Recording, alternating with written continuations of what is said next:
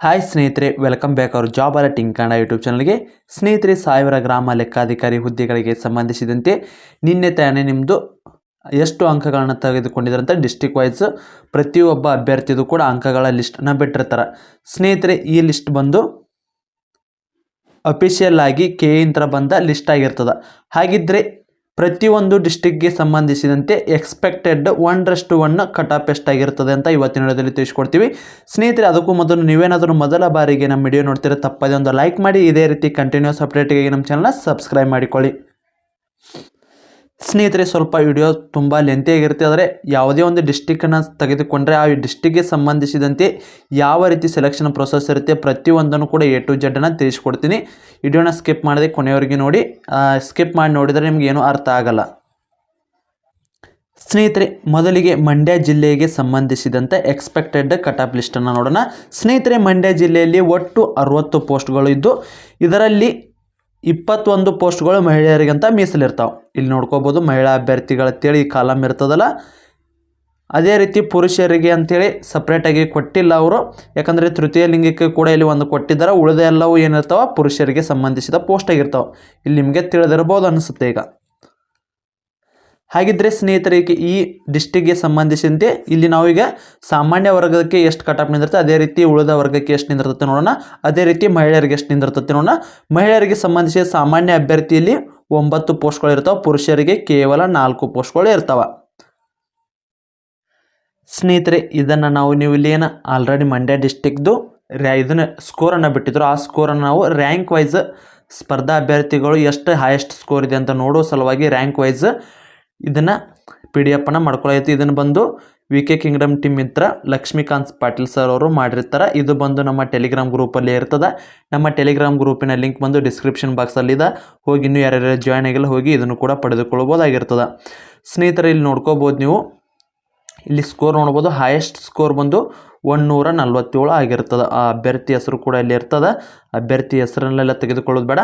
ಆದರೆ ಈಗ ಇದರಲ್ಲಿ ಏನು ಟ್ವಿಸ್ಟ್ ಇದಪ್ಪ ಅಂದ್ರೆ, ನಾವು ಉಳಿದ ಎಲ್ಲ ಡಿಸ್ಟಿಕ್ಕನ್ನು ನೋಡಿದ್ರೆ ಇಲ್ಲಿ ಒಬ್ಬ ಅಭ್ಯರ್ಥಿ ಮಹಿಳಾ ಅಭ್ಯರ್ಥಿ 143.25 ಸ್ಕೋರನ್ನು ಹೈಯೆಸ್ಟನ್ನು ಮಾಡಿರ್ತಾರೆ. ಸ್ನೇಹಿತರೆ, ಈಗ ಇಲ್ಲಿ ಪುರುಷ ಅಭ್ಯರ್ಥಿಗಳಿಗೆ ಸಂಬಂಧಿಸಿದಂತೆ 4 ಟಾಪ್ 4 ಅಭ್ಯರ್ಥಿಗಳೇನಿರ್ತಿರಲ್ಲ, ಇವ್ರದ್ದು ಸ್ಕೋರ್ ಬಂದು ನಿಮ್ಮದು ಜನರಲ್ ಕ್ಯಾಟಗರಿಯಲ್ಲಿ ಆಯ್ಕೆ ಆಗ್ತೀರ. ಇಲ್ಲಿ ನೋಡ್ಕೋಬೋದು ನೀವು, ಇಷ್ಟು ಅಭ್ಯರ್ಥಿಗಳು ಏನಿದಿರಲ್ಲ,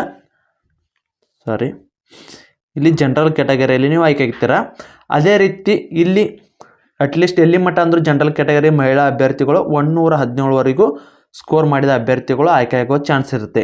ಹಾಗಿದ್ದರೆ ಒಟ್ಟಾರೆಯಾಗಿ SC ST ಆಗಿ 2A 2B ಒಟ್ಟು ಪ್ರತಿಯೊಂದು ವರ್ಗಕ್ಕೆ ಎಲ್ಲಿವರೆಗೂ ಕೂಡ ಈ ಡಿಸ್ಟಿಕ್ ಅಂದರೆ ಮಂಡ್ಯ ಡಿಸ್ಟಿಕ್ಕಲ್ಲಿ ಎಷ್ಟು ಅಂಕಗಳನ್ನು ಮಾಡಿದರೆ ಶೇಪ್ ಅಂತ ಕಟಾಪನ್ನು ನೋಡೋದಾದರೆ, ಸ್ನೇಹಿತರೆ, ಒಟ್ಟಾರೆಯಾಗಿ ನೋಡೋದಾದರೆ ಮಂಡ್ಯ ಜಿಲ್ಲೆಗೆ ಸಂಬಂಧಿಸಿದಂತೆ 136ಕ್ಕಿಂತ ಹೆಚ್ಚಿನ ಸ್ಕೋರನ್ನು ಮಾಡಿರ್ತಾರೆ. ಇವರು ಜನರಲ್ ಕ್ಯಾಟಗರಿ ಆಯ್ಕೆ ಆಗ್ತಾರೆ. ನೀವು ಯಾವುದೇ ಕ್ಯಾಟಗರಿಯಲ್ಲಿ ಇರ್ಬೋದು, ನೀವು 2A ಇರಲಿ 2B ಇರಲಿ 3rd ಯಾವುದೇ ಕ್ಯಾಟಗರಿ ಇದ್ದರೂ ಕೂಡ ಇಲ್ಲಿ 136ಕ್ಕಿಂತ ಹೆಚ್ಚಿನ ಸ್ಕೋರ್ ಏನಾದರೂ ನೀವೇನಾದರೂ ಮಾಡಿದರೆ ನೀವು ಜನರಲ್ ಕ್ಯಾಟಗರಿಯಲ್ಲಿ ಆಯ್ಕೆ ಆಗ್ತೀರಾ. ಇನ್ನು ಅದೇ ರೀತಿ 2Aಗೆಷ್ಟು 2Bಗೆಷ್ಟು 3rd ಎಷ್ಟು ಅಂತ ಕೇಳ್ತೀರ ಸಾಕಷ್ಟು ಅಭ್ಯರ್ಥಿಗಳು. ಇದು ಜನರಲ್ ಕ್ಯಾಟಗರಿಯಲ್ಲಿ ಮಹಿಳಾ ಅಭ್ಯರ್ಥಿಗೆ 117 ಅಂಕವರೆಗೆ ತೆಗೆದುಕೊಂಡ ಮಹಿಳಾ ಅಭ್ಯರ್ಥಿಗಳು ಆಯ್ಕೆ ಆಗ್ತಾರೆ. ಅದೇ ರೀತಿ ಈಗ ಪುರುಷ ಅಭ್ಯರ್ಥಿ ಮತ್ತು ಮಹಿಳಾ ಅಭ್ಯರ್ಥಿಗಳಿಗೆ ಸ್ವಲ್ಪ ವ್ಯತ್ಯಾಸ ಆಗ್ತದೆ. ಒಂದು 2 ಅಂಕಗಳು ವ್ಯತ್ಯಾಸ ಆಗ್ತದೆ. ಇಲ್ಲಿ ಪುರುಷರಿಗೆ ಇದಕ್ಕಿಂತ 119ಕ್ಕಿಂತ ಹೆಚ್ಚಿನ ಅಂಕ ಏನು ಪುರುಷರೆಲ್ಲ ಪಡೆದಿರ್ತಿಲ್ಲ. ಅದು ಯಾವುದೇ ಕ್ಯಾಟಗರಿ ಇರಲಿ, 2A ಇರಲಿ 2B 3rd ಇರಲಿ 3A ಇರಲಿ SC ಇರಲಿ ST ಇರಲಿ, ಎಲ್ಲರೂ ಕೂಡ ಆಯ್ಕೆ ಆಗೋ ಚಾನ್ಸ್ ಎಷ್ಟಪ್ಪ ಇದೆ ಅಂದ್ರೆ 119ಕ್ಕಿಂತ ಹೆಚ್ಚಿನ ಅಂಕಗಳನ್ನು ತೆಗೆದುಕೊಂಡ ಪುರುಷ ಅಭ್ಯರ್ಥಿಗಳು ತೃತೀಯ ಲಿಂಗಕ್ಕೆ ಸ್ವಲ್ಪ ಕಡಿಮೆ ಇರ್ತದೆ. ಅದೇ ರೀತಿ ಇದರಲ್ಲಿ ಸ್ವಲ್ಪ ಡಿವಿಷನ್ ಇದೆ, ನಿಮಗೆ ನೋಡಿರ್ಬೋದು. ಮೀಸಲಾತಿಗೆ ಅನುಗುಣವಾಗಿ ಒಂದು ಸ್ವಲ್ಪ ಕಡಿಮೆ ನಿಂದಿರ್ತದೆ. ಯಾವ ರೀತಿ ಆತಪ್ಪ ಅಂದ್ರೆ, ಒಂದು 2 ಅಥವಾ 3 ಜನದ್ದು 110ವರೆಗೂ ಕೂಡ ಸ್ಕೋರ್ ನಿಂದಿರುವ ಚಾನ್ಸ್ ಇರ್ತದೆ. ನಿಮಗೆಲ್ಲ ರೀತಿಯ ಒಂದು ಮಂಡ್ಯ ಡಿಸ್ಟ್ರಿಕ್ನ ಪ್ರತಿಯೊಂದನ್ನು A to Z ಹೇಳಿದ್ರೆ ಸ್ವಲ್ಪ ವಿಡಿಯೋ ಲೇಟ್ ಆಗ್ತದೆ. ಆದರೂ ಕೂಡ ಪರವಾಗಿಲ್ಲ, ಪ್ರತಿಯೊಂದು ಡಿಸ್ಟ್ರಿಕ್ಟ್ ಇದೇ ರೀತಿ ಹೇಳ್ತಾ ಇರ್ತದೆ.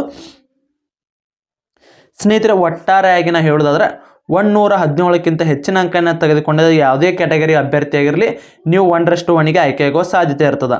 ನಾ ಈಗ 117 ಯಾಕೆ ಹೇಳಕತ್ತೀನಪ್ಪ ಅಂದ್ರೆ, ಇಲ್ಲಿ ಒಂದಿಷ್ಟು ಅಭ್ಯರ್ಥಿಗಳು ಡಾಕ್ಯುಮೆಂಟ್ಸ್ ವೆರಿಫಿಕೇಷನಲ್ಲಿ ಫೇಲ್ ಆಗೋ ಸಾಧ್ಯ ಇರ್ತದೆ. ಜಿಲ್ಲೆಗೆ ಒಬ್ಬರಾದರೂ ಡಾಕ್ಯುಮೆಂಟ್ಸ್ ವೆರಿಫಿಕೇಷನಲ್ಲಿ ಫೇಲ್ ಆಗೋ ಸಾಧ್ಯತೆ ಇರ್ತದೆ. ಅದಕ್ಕಾಗಿ ಇಲ್ಲಿ ಒಂದು 2 ರಿಂದ 3 ಜನ 110ಕ್ಕಿಂತ 110ವರೆಗೂ ಕೂಡ ಆಯ್ಕೆ ಹಾಕಿರ ಅಂದ್ರೆ 110 ಸ್ಕೋರ್ ಮಾಡಿದ್ರು ಕೂಡ ಸೇಫ್ ಜೂನಲ್ಲಿ ಇರ್ತೀರ. ಆದರೆ ಒಂದಿಷ್ಟು ಜನ ಏನಂದರೆ ಯಾಕೆ ನಾ ಹೇಳಕತ್ತಂದ್ರೆ ಇಲ್ಲಿ ಕೆಟಗರಿ ವೈಸು ನಿಮ್ಮದು ಮೀಸಲಾತಿಗಳು ಇರ್ತಾವೆ, ಮೀಸಲಾತಿಗಳನ್ನು ನೋಡಿಕೊಂಡು ಸ್ವಲ್ಪ ಅಡ್ಜಸ್ಟ್ ಆಗುತ್ತೆ. ಆದರೆ ನಿಮ್ಮ ಸೇಫ್ ಜೂನ್ ಬಂದು 117ಕ್ಕಿಂತ ಹೆಚ್ಚಿನ ಅಂಕಗಳನ್ನ ಯಾರೆಲ್ಲ ಪಡೆದ್ರೆ ಅವರು ಸೇಫ್ ಜೂನ್. ಅದರಲ್ಲಿ ಮಂಡ್ಯದಲ್ಲಿ ಸ್ವಲ್ಪ ವೇರಿಯೇಷನ್ ಹಾಕಿರ್ತಾವೆ, ಅದನ್ನು ಕೂಡ ಹೇಳ್ತೀನಿ ಯಾವ ರೀತಿ ಅಂತೇಳಿ. ಇನ್ನು ಅದೇ ರೀತಿ ಚಿಕ್ಕಮಗಳೂರು ಡಿಸ್ಟಿಕ್ಗೆ ಸಂಬಂಧಿಸಿದಂತೆ ಎಕ್ಸ್ಪೆಕ್ಟೆಡ್ ಕಟ್ ಆಫ್ ಎಷ್ಟು ಅಂತ ನೋಡೋಣ. ಸ್ನೇಹಿತರೆ, ಇಲ್ಲಿ ಒಟ್ಟು ಹುದ್ದೆಗಳು ಬಂದು 23 ಹುದ್ದೆಗಳಿದ್ದು ಇದು ನಿಮಗೆ ಸ್ಪಷ್ಟವಾಗಿ ಗೊತ್ತಿರಲಿ. ಅದೇ ರೀತಿ ಇಲ್ಲಿ ಪುರುಷರಿಗೆ ಅಂತೇಳಿರೋದು ಜನರಲ್ ಕ್ಯಾಟಗರಿಗೆ ಅಂದರೆ ಜನರಲಲ್ಲಿ 2 ಹುದ್ದೆಗಳು ಮೀಸಲದವು. ಮಹಿಳೆಯರಿಗೆ ಒಟ್ಟು 6 ಹುದ್ದೆಗಳು ಖಾಲಿದ್ದು ಜನರಲ್ ಅಭ್ಯರ್ಥಿಗಳಿಗೆ 3 ಹುದ್ದೆಗಳು ಖಾಲಿ ಇರ್ತಾವೆ. ಸ್ನೇಹಿತರೆ, ಇಲ್ಲಿ ಜನರಲ್ ಕ್ಯಾಟಗರಿಗೆ ಪುರುಷ ಅಭ್ಯರ್ಥಿಗಳದ್ದು ಸ್ಕೋರ್ ಬಂದು 130ಕ್ಕಿಂತ ಹೆಚ್ಚಿನ ಅಂಕವನ್ನು ಯಾರೆಲ್ಲ ಪಡೆದಾರೆ ಅಥವಾ 130 ಅಂಕ ಏನು ಪಡೆದಿರಲ್ಲ ಇವರು ನೀವು ಜನರಲ್ ಕ್ಯಾಟಗರಿಯಲ್ಲಿ ಆಯ್ಕೆ ಆಗ್ತೀರಾ. ಇನ್ನು ಅದೇ ರೀತಿ ಮಹಿಳೆಯರದು ಸ್ಕೋರ್ ಬಂದು ಹೈಯೆಸ್ಟ್ ಎಷ್ಟಪ್ಪ ಅಂದ್ರೆ 128 ಇರೋದು ಜನರಲ್ ಕ್ಯಾಟಗರಿಗೆ ಹೇಳ್ತಾ ಇರೋದು. 128ಕ್ಕಿಂತ ಹೆಚ್ಚಿನ ಅಂಕ ಅಲ್ಲಿ ಎಲ್ಲಿವರೆಗೆಪ್ಪ ಅಂದರೆ 116ವರೆಗೂ ಮಹಿಳೆಯರು. ಇಲ್ಲಿ ಸ್ವಲ್ಪ ಮಹಿಳೆಯರು ತುಂಬ ಕಡಿಮೆ ಇರ್ತಾರೆ, ಅದಕ್ಕಾಗಿ ಮಹಿಳೆಯರಿಗೆ ಪುರುಷರಿಗೆ ಹೋಲಿಸಿದರೆ ಕಟ್ ಆಫ್ ಸ್ವಲ್ಪ ವೇರಿಯೇಷನ್ ಆಗ್ತಿರ್ತದೆ. ಮಹಿಳೆಯರದು 116ಕ್ಕಿಂತ ಹೆಚ್ಚಿನ ಅಂಕವನ್ನು ಯಾರೆಲ್ಲ ಪಡೆದಿರಲ್ಲ ಅವರು ಜನರಲ್ ಕ್ಯಾಟಗರಿವರೆಗೆ ಆಯ್ಕೆ ಆಗ್ತೀರ.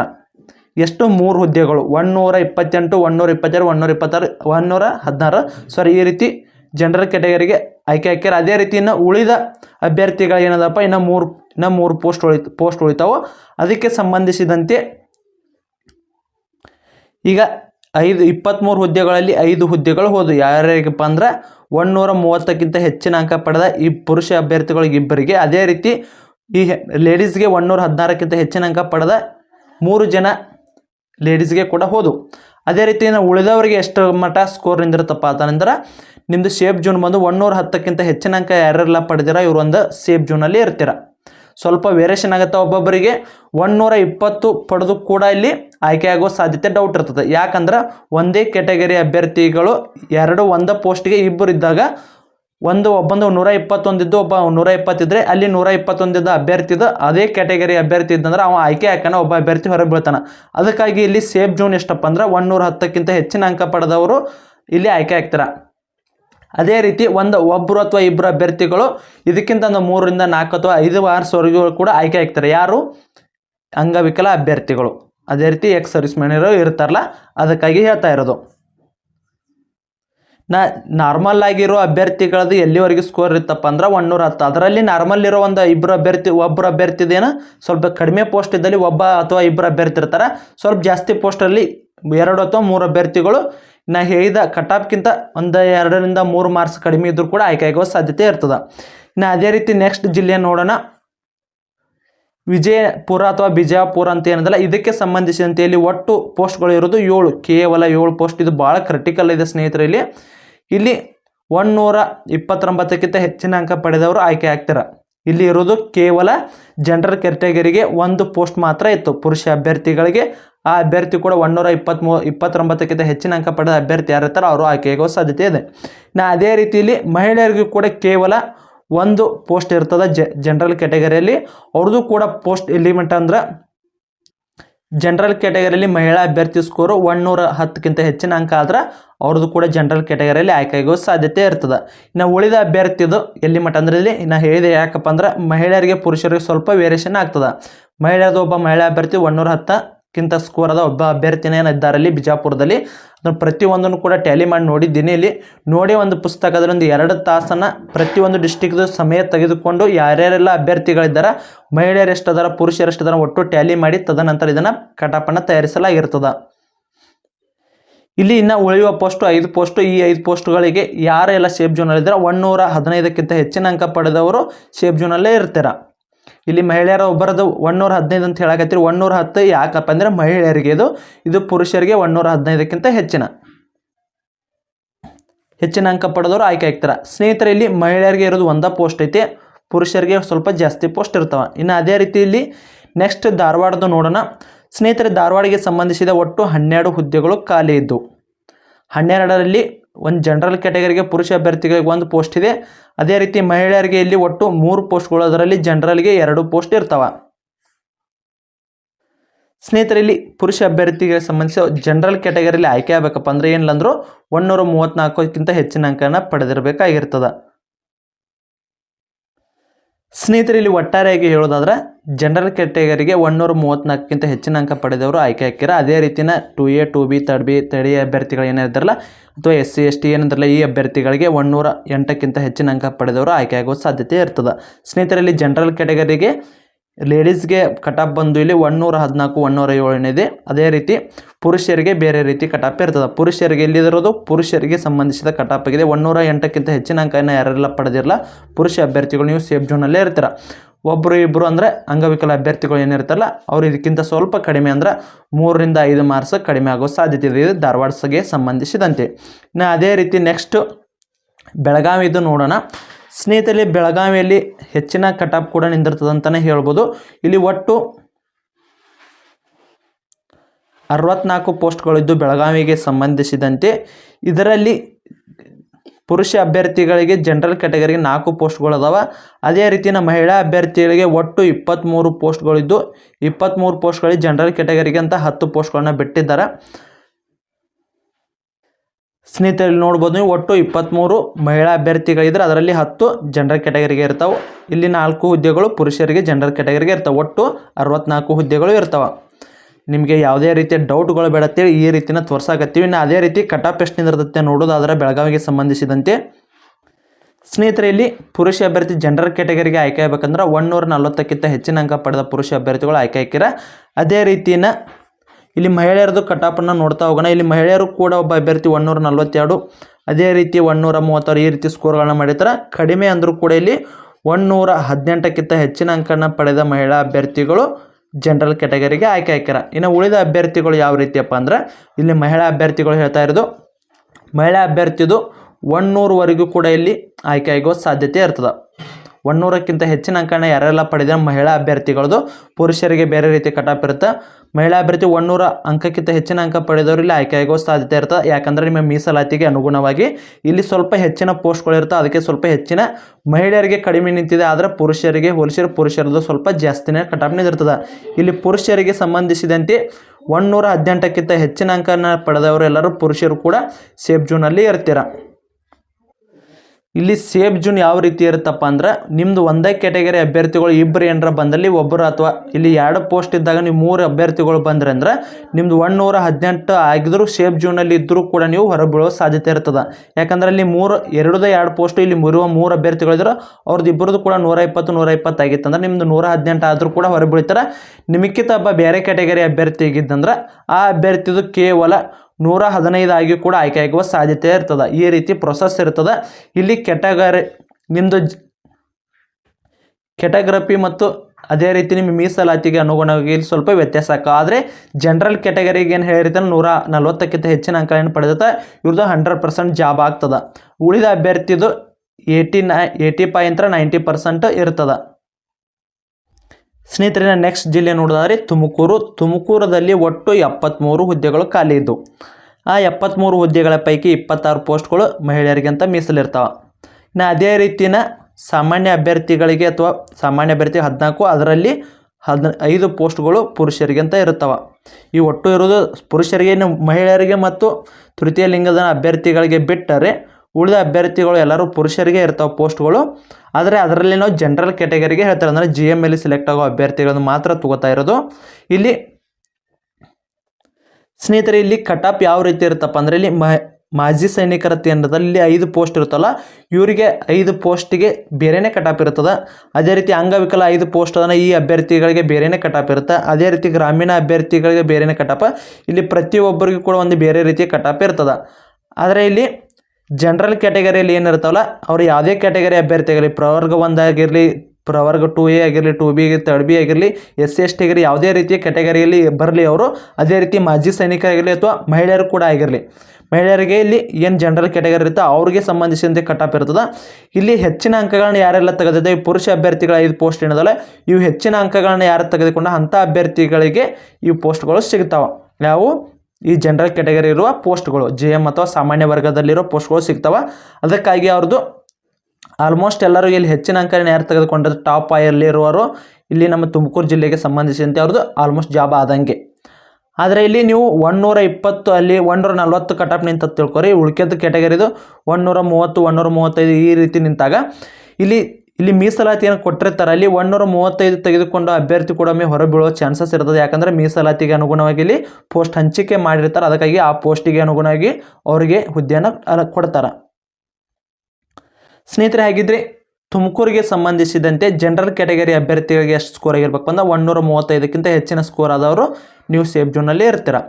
ಅದೇ ರೀತಿ 2A 2B 3B SC ST ಏನು ಅಭ್ಯರ್ಥಿಗಳಿದೆ ಇವರಿಗೆ 116 ಆಗಿರಬೇಕು. ಇದು ಬಂದು ಒಂದಿಷ್ಟು ಸ್ವಲ್ಪ ವೇರಿಯೇಷನ್ ಆಗುತ್ತೆ. ಪುರುಷರಿಗೆ ಬೇರೆ, ಮಹಿಳೆಯರಿಗೆ ಬೇರೆ. ಮಹಿಳೆಯರಿಗೆ ಸಂಬಂಧಿಸಿದಂತೆ ನೋಡೋದಾದರೆ ಇಲ್ಲಿ ಏನು ಜನರಲ್ ಕ್ಯಾಟಗರಿ 11 ಪೋಸ್ಟ್ ಅದಲ್ಲ, ಆ 11 ಪೋಸ್ಟ್ಗಳ ಪೈಕಿ ಲಾಸ್ಟ್ ಅಭ್ಯರ್ಥಿದು 118.75 ಆಗಿದೆ.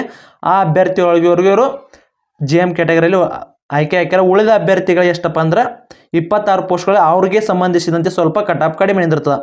ಮಹಿಳೆಯರಿಗೆ ಎಲ್ಲಿವರೆಗೆ ಕಟಾಪ್ ನಿಂದಿರ್ತಪ್ಪ ಅಂದ್ರೆ ಇಲ್ಲಿ 105ಕ್ಕಿಂತ ಹೆಚ್ಚಿನ ಅಂಕ ಪಡೆದವರು ಸೇಫ್ ಝೋನಲ್ಲಿ ಇರ್ತಾರೆ. ಆದರೆ ಇಲ್ಲಿ ಸ್ವಲ್ಪ ಮೀಸಲಾತಿಗೆ ಅನುಗುಣವಾಗಿ ಸ್ವಲ್ಪ ವೇರಿಯೇಷನ್ ಆಗುವ ಸಾಧ್ಯತೆ ಕೂಡ ಇರ್ತದೆ. 2 ರಿಂದ 5 ಮಾರ್ಚ್ವರೆಗೂ ಕೂಡ ಇಲ್ಲಿ ವೇರಿಯೇಷನ್ ಆಗುತ್ತೆ. ಇದು ತುಮಕೂರಿಗೆ ಡಿಸ್ಟಿಕ್ಗೆ ಸಂಬಂಧಿಸಿದಂತೆ ಮಹಿಳೆಯರದು. ಪುರುಷರದು ಕೂಡ 116 ಅಥವಾ 118ಕ್ಕಿಂತ ಹೆಚ್ಚಿನ ಅಂಕನ ಯಾರೆಲ್ಲ ಪಡೆದಿರಲ್ಲ ಅಂಥ ಅಭ್ಯರ್ಥಿಗಳು ಇಲ್ಲಿ ಸೇಫ್ ಝೋನಲ್ಲಿ ಇರುವ ಸಾಧ್ಯತೆ ಇದೆ. ಇರುವ ಸಾಧ್ಯತೆ ಇಲ್ಲ, 90% ಇವರು ಸೇಫ್ ಝೋನಲ್ಲಿ ಇದ್ದ ಹಾಗೇನೆ. 118ಕ್ಕಿಂತ ಹೆಚ್ಚಿನ ಅಂಕನ ಯಾರೆಲ್ಲ ಪುರುಷ ಅಭ್ಯರ್ಥಿಗಳು ಪಡೆದುಕೊಂಡಿರಲ್ಲ ಇವರು ಆಲ್ಮೋಸ್ಟ್ ಸೇಫ್ ಝೋನಲ್ಲಿ ಇದ್ದ ಹಾಗೆ. ಇನ್ನು ಅದೇ ರೀತಿ ಮೈಸೂರು ಡಿಸ್ಟಿಕ್ಗೆ ಸಂಬಂಧಿಸಿದಂತೆ ನೋಡಿದರೆ ಮೈಸೂರು ಡಿಸ್ಟಿಕ್ಕಲ್ಲಿ ಒಟ್ಟು 66 ಪೋಸ್ಟ್ಗಳು ಖಾಲಿದ್ದು, ಈ 66 ಪೋಸ್ಟ್ಗಳ ಪೈಕಿ 4 ಪೋಸ್ಟ್ಗಳು ಜನರಲ್ ಕ್ಯಾಟಗರಿ ಪುರುಷ ಅಭ್ಯರ್ಥಿಗಳಿದೆ. ಅದೇ ರೀತಿ ಮಹಿಳಾ ಅಭ್ಯರ್ಥಿಗಳಿಗೆ 23 ಪೋಸ್ಟ್ಗಳು ಇರ್ತವೆ. ಅದರಲ್ಲಿ 10 ಜನರಲ್ ಕ್ಯಾಟಗರಿಗೆ ಅಭ್ಯರ್ಥಿಗಳಿಗೆ ಇರ್ತವೆ. ಹಾಗಿದ್ರೆ ಇಲ್ಲಿ ಎಕ್ಸ್ಪೆಕ್ಟೆಡ್ ಕಟ್ ಆಫ್ ಲಿಸ್ಟ್ ಎಷ್ಟಿದೆ ಅಂತ ನೋಡೋದಾದ್ರೆ ಸ್ನೇಹಿತರೆ ಇಲ್ಲಿ ಜನರಲ್ ಕ್ಯಾಟಗರಿಗೆ 138ಕ್ಕಿಂತ ಹೆಚ್ಚಿನ ಅಂಕ ಪಡೆದವರು ಆಯ್ಕೆಯಾಗುವ ಸಾಧ್ಯತೆ ಇದೆ. ಅದೇ ರೀತಿಯಲ್ಲಿ ಪುರುಷರಿಗೆ ಬೇರೆ, ಮಹಿಳೆಯರಿಗೆ ಬೇರೆ ಇರ್ತಲ್ಲ. ಮೈಸೂರಿಗೆ ಸಂಬಂಧಿಸಿದಂತೆ ಮಹಿಳಾ ಅಭ್ಯರ್ಥಿದು ಒಬ್ಬ ಅಭ್ಯರ್ಥಿದು 130 ಹೈಯೆಸ್ಟ್ ಇರ್ತದೆ ಆ ಅಭ್ಯರ್ಥಿದು. ಅದೇ ರೀತಿ ಲಾಸ್ಟ್ ಎಲ್ಲಿವರೆಗಪ್ಪ ಅಂದ್ರೆ 122ವರೆಗೂ ಸ್ಕೋರ್ ಇರ್ತದೆ. ಇಲ್ಲಿ ಮಹಿಳಾ ಅಭ್ಯರ್ಥಿಗೆ ಇದು ನೋಡೋದಾದರೆ ಜನರಲ್ ಕ್ಯಾಟಗರಿ ಹೈಯೆಸ್ಟ್ ಸ್ಕೋರ್ ಅಂತಲೇ ಹೇಳ್ಬೋದು, 122ಕ್ಕಿಂತ ಹೆಚ್ಚಿನ ಅಂಕ. ಅದೇ ರೀತಿನ ಜನರಲ್ ಆಗಿ ಅಥವಾ ಉಳಿದ ಅಭ್ಯರ್ಥಿಗಳಿಗೆ SC ST 2A 2B ಅದೇ ರೀತಿ ಏನಿದೆ ಇಲ್ಲಿ ಕ್ಯಾಟಗರಿಗೆ ಸಂಬಂಧಿಸಿದಂತೆ ಎಲ್ಲಿವರೆಗೂ ಇವರು ಆಯ್ಕೆ ಆಗ್ತಾರಪ್ಪ ಅಂದ್ರೆ 108ರವರೆಗೂ ಕೂಡ ಆಯ್ಕೆ ಅಥವಾ 105ರವರೆಗೂ ಇವರು ಆಯ್ಕೆ ಆಗುವ ಸಾಧ್ಯತೆ ಇರ್ತದೆ. ಇದು ಮಹಿಳೆಯರಿಗೆ ಆಯಿತು. ಇನ್ನು ಪುರುಷರಿಗೆ ನೋಡೋದಾದರೆ ಸ್ನೇಹಿತರೆ ಪುರುಷರಿಗೆ ನೀವು 120ಕ್ಕಿಂತ ಹೆಚ್ಚಿನ ಅಂಕ ಪಡೆದವರು ಸೇಫ್ ಝೋನಲ್ಲಿ ಇರ್ತೀರ. ಅದೇ ರೀತಿನ SC ST ಅಂಗವಿಕಲ ಅಭ್ಯರ್ಥಿ ಮತ್ತು ಅಂಗವಿಕಲರಿಗಿಂದ 100ವರೆಗೂ ಕೂಡ ಆಯ್ಕೆಯಾಗುವ ಸಾಧ್ಯತೆ, 100ಕ್ಕಿಂತ ಹೆಚ್ಚಿನ ಅಂಕ ಪಡೆದವರು. ಅದೇ ರೀತಿನ ಎಕ್ಸ್ ಸರ್ವಿಸ್ ಮ್ಯಾನ್ಗೂ ಕೂಡ ಅದೇ ರೀತಿ ಒಂದು 80-90ವರೆಗೂ ಕೂಡ ಬರುವ ಸಾಧ್ಯತೆ ಇರ್ತದೆ. ಯಾಕಂದರೆ ಇಲ್ಲಿ ಎಕ್ಸ್ ಸರ್ವಿಸ್ ಮ್ಯಾನ್ಗೆ ಸ್ವಲ್ಪ ಜಾಸ್ತಿ ಪೋಸ್ಟೂ ಇರ್ತಾವೆ, ಅದಕ್ಕಾಗಿ ಇಲ್ಲಿ ಸ್ವಲ್ಪ ಕಟಾಪ್ ತುಂಬ ಕಡಿಮೆ ನಿಂದಿರುವ ಸಾಧ್ಯತೆ ಇರ್ತದೆ. ಉಳಿದ ಅಭ್ಯರ್ಥಿ ಜನರಲ್ ಅಭ್ಯರ್ಥಿ ಅಥವಾ ಫ್ರೆಷರ್ಸ್ ಅಭ್ಯರ್ಥಿಗಳಿಗೆ ಕಟಾಪ್ ಜಾಸ್ತಿ ನಿಂತರೆ ಅಂಗವಿಕಲ ಅಭ್ಯರ್ಥಿಗೆ ಅದೇ ರೀತಿ ಎಕ್ಸ್ ಸರ್ವಿಸ್ ಮ್ಯಾನ್ ಅಭ್ಯರ್ಥಿಗೆ ಅಥವಾ ಎಕ್ಸ್ ಆರ್ಮಿಯನ್ನು ಈ ಸೇವೆಯನ್ನು ಸಲ್ಲಿಸಿದ ಮಾಜಿ ಸೈನಿಕರಿಗೆ ಕಟಾಪ್ ತುಂಬ ಕಡಿಮೆ ನಿಂದಿರ್ತದೆ. ಇಲ್ಲಿ ಕಟಾಪ್ ಅವ್ರಿಗೆ ಕೂಡ ಕಡಿಮೆ ನಿಂದಿರ್ತದೆ ಇಲ್ಲ ಅನ್ನಂಗಿಲ್ಲ, ಆದರೆ ಅವರು ಕೂಡ 70ಕ್ಕಿಂತ ಹೆಚ್ಚಿನ ಅಂಕ ಪಡೆದುಕೊಳ್ಳಲೇಬೇಕು. ಇದು ಬಂದು ವಿಲೇಜ್ ಅಕೌಂಟ್ಗೆ ಸಂಬಂಧಿಸಿದಂತೆ ಸ್ಪರ್ಧಾತ್ಮಕ ಪರೀಕ್ಷೆಯಲ್ಲಿ ನೀವು ಕಡ್ಡಾಯವಾಗಿ 70ಕ್ಕಿಂತ ಹೆಚ್ಚಿನ ಅಂಕಗಳನ್ನು ಪಡೆದುಕೊಂಡಲ್ಲಿ ಮಾತ್ರ ಈ ಹುದ್ದೆಗಾಗಿ ನೀವು ಅಲಂಕರಿಸಬಹುದಾಗಿರ್ತದೆ. ಒಂದು ವೇಳೆ ಈಗ ಮಾಜಿ ಸೈನಿಕರ ಎಕ್ಸಾಂಪಲ್ ತಗೋಣ, ಇಲ್ಲಿ 5 ಪೋಸ್ಟ್ ಅದ ಅಂತ ಅನ್ಕೊಳ್ಳೋಣ. ಇಲ್ಲಿ ಒಟ್ಟಾರೆಯಾಗಿ ಮಾಜಿ ಸೈನಿಕರು 70ಕ್ಕಿಂತ ಹೆಚ್ಚಿನ ಅಂಕ ಪಡೆದವರು ಕೇವಲ 3 ಜನ ಇದ್ರೆ ಇನ್ನು ಉಳಿದ 2 ಪೋಸ್ಟ್ಗಳನ್ನ ಬೇರೆ ವರ್ಗಗಳಿಗೆ ಕೊಡ್ತಾರೆ. ಮಾಜಿ ಸೈನಿಕರೇ ಇರಬೇಕಂತಿಲ್ಲ, ಫ್ರೆಷರ್ಸ್ಗೆ ಹೆಚ್ಚಿನ ಅಂಕಗಳನ್ನ ಯಾರು ತೆಗೆದುಕೊಂಡಿರ್ತಾರೆ ಯಾವ ವರ್ಗಕ್ಕಾದರೂ ಕೊಡಬಹುದು. ಇದು ಬಂದು BMTCಗೆ ಇದೇ ರೀತಿ ಮಾಡಿರ್ತಾರೆ, ಇದು ನಿಮಗೆ ಗೊತ್ತಿರಬಹುದು.